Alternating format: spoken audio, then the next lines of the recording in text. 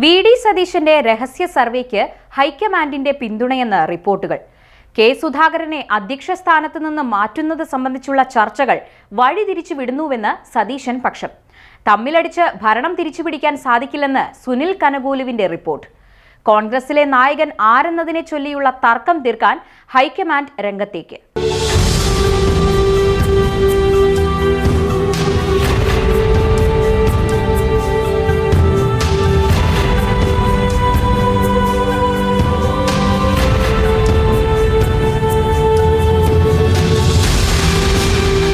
പ്രതിപക്ഷ നേതാവ് വി.ഡി. സതീശൻ നടത്തിയ രഹസ്യ സർവേയെ ചൊല്ലി കോൺഗ്രസ് തലപ്പത്തെ തമ്മിൽത്തല്ല് രൂക്ഷമായി.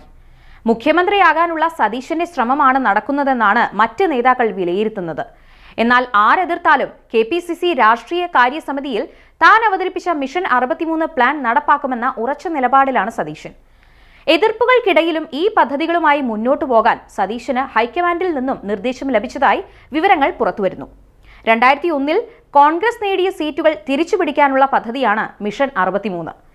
ഈ മണ്ഡലങ്ങൾ കേന്ദ്രീകരിച്ച് പ്രവർത്തിച്ചാൽ മാത്രമേ വരുന്ന നിയമസഭാ തെരഞ്ഞെടുപ്പിൽ UDFന് മുന്നേറ്റമുണ്ടാക്കാൻ കഴിയൂവെന്നാണ് സതീശൻ ഹൈക്കമാൻഡിനെ അറിയിച്ചിരിക്കുന്നതെന്നാണ് റിപ്പോർട്ട്. 21 സിറ്റിംഗ് സീറ്റടക്കം കോൺഗ്രസിന് ജയിക്കാവുന്ന 63 സീറ്റുകളിലെ തന്ത്രങ്ങളായിരുന്നു വി.ഡി. സതീശൻ രാഷ്ട്രീയ കാര്യസമിതിയിൽ ഉന്നയിച്ചിരുന്നത്. 2001 88 സീറ്റുകളിലാണ് കോൺഗ്രസ് മത്സരിച്ചത്. 74 സീറ്റുകളിൽ മത്സരിച്ച CPM അന്ന് 24 സീറ്റിലേക്ക് ചുരുങ്ങിയിരുന്നു. 24 സീറ്റുകളിൽ മത്സരിച്ച CPI 7 സീറ്റിലേക്ക് ചുരുങ്ങുകയും ചെയ്തു. അന്ന് 9 സീറ്റുകൾ ലഭിച്ച കേരള കോൺഗ്രസ് M ഇന്ന് LDFനൊപ്പമാണ്. എന്നാൽ അന്ന് LDFനൊപ്പം മത്സരിച്ച കേരള കോൺഗ്രസ് ജോസഫ് വിഭാഗം UDFനൊപ്പവും. E.K. നായനാർ മുഖ്യമന്ത്രിയായിരുന്നുവെങ്കിലും ഇടതുപക്ഷ മുന്നണിയെ അന്ന് V.S. അച്യുതാനന്ദനാണ് നയിച്ചത്. എന്നാൽ തിരഞ്ഞെടുപ്പ് ഫലം പുറത്തു വന്നപ്പോൾ 40 സീറ്റുകളിലേക്ക് LDF ചുരുങ്ങി.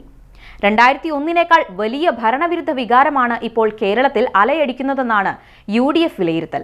ഈ സാഹചര്യത്തിലാണ് വി.ഡി. സതീശൻ രഹസ്യ സർവേ വിവരങ്ങളുടെ അടിസ്ഥാനത്തിൽ 63 മണ്ഡലങ്ങളിലെ വിജയസാധ്യത പ്ലാനുമായി രാഷ്ട്രീയ കാര്യസമിതിയിലെത്തിയത്. ഏതൊക്കെ മണ്ഡലങ്ങളിൽ കോൺഗ്രസ് ജയിക്കണം എന്നത് സംബന്ധിച്ച് പ്രതിപക്ഷ നേതാവ് ഒറ്റയ്ക്ക് തീരുമാനിച്ചോ എന്ന് AP അനിൽകുമാർ ചോദിച്ചതോടെ യോഗം കലുഷിതമായി. വി.ഡി. സതീശൻ സ്വന്തം നിലയ്ക്ക് രഹസ്യ സർവേ നടത്തിയെന്ന ആരോപണവുമായി എതിർപക്ഷം രംഗത്ത് വന്നു. എന്നാൽ പ്രതിപക്ഷ നേതാവ് വിജയസാധ്യതയുള്ള മണ്ഡലങ്ങൾ കേന്ദ്രീകരിച്ച് പ്രവർത്തിക്കണമെന്ന നിർദ്ദേശം മുന്നോട്ട് വയ്ക്കുക മാത്രമാണ് ചെയ്തതെന്ന് സതീശനുമായി ബന്ധപ്പെട്ടവർ വിശദീകരണം നൽകി. അതേസമയം ഇത്തരം ആശയങ്ങൾ പാർട്ടിയുടെ ഉയർന്ന ഘടകമായ രാഷ്ട്രീയ കാര്യസമിതിയിലല്ലാതെ മറ്റെവിടെ ചർച്ച ചെയ്യുമെന്നാണ് സതീശൻ അനുകൂലികളുടെ ചോദ്യം. കെ.പി.സി.സി. പുനഃസംഘടനയിൽ അടുത്തയാഴ്ചയോടെ ഹൈക്കമാൻഡ് തീരുമാനമുണ്ടാകും. കേരളത്തിന്റെ ചുമതലയുള്ള ദീപാദാസ് മുൻഷിയുമായി കൂടിക്കാഴ്ച നടത്തിയ നേതാക്കൾ നേതൃമാറ്റം ആവശ്യപ്പെട്ടു. കെ. സുധാകരനെ മാറ്റണമെന്ന ആവശ്യം ശക്തമാകുന്നതിനിടെ അതിൽ നിന്ന് ശ്രദ്ധ തിരിക്കാനാണ് പ്രതിപക്ഷ നേതാവിന്റെ പ്ലാനിനെതിരെ കൂട്ടവിമർശനമെന്നാണ് സതീശൻ പക്ഷം കരുതുന്നത്. അനാരോഗ്യം ചൂണ്ടിക്കാട്ടിക്കൊണ്ട് സുധാകരനെ നീക്കാനാണ് ശ്രമങ്ങൾ നടക്കുന്നത്. പ്രതിപക്ഷ നേതാവ് വി.ഡി. സതീശനുമായുള്ള സ്വരച്ചേർച്ചയില്ലായ്മ തന്നെയാണ് കെ.പി.സി.സി. അധ്യക്ഷനെ നീക്കാനുള്ള ചർച്ചകളിലേക്ക് കടക്കാൻ കാരണം.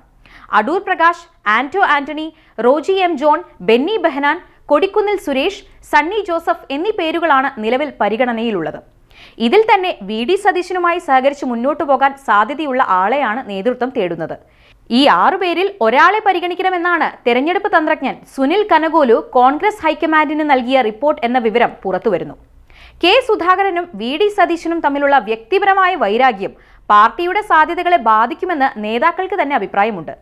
ഈ സാഹചര്യത്തിൽ AICC സെക്രട്ടറിമാരായ ദീപാദാസ് മുൻഷിയും KC വേണുഗോപാലും ആയിരിക്കും നിർണായക തീരുമാനം കൈക്കൊള്ളുക. കേരളത്തിൽ വളരെ അനുകൂലമായ രാഷ്ട്രീയ സാഹചര്യം നിലനിൽക്കുമ്പോൾ അത് നേതാക്കളുടെ പോരിനെ തുടർന്ന് ഇല്ലാതാക്കാൻ ഹൈക്കമാൻഡ് ഒരുക്കമല്ല. അതുകൊണ്ട് തന്നെ വി.ഡി. സതീശന്റെ 63 പ്ലാൻ അംഗീകരിക്കപ്പെടാനും കെ. സുധാകരൻ അപ്രസക്തമാകാനും സാധ്യത ഏറെയാണ്.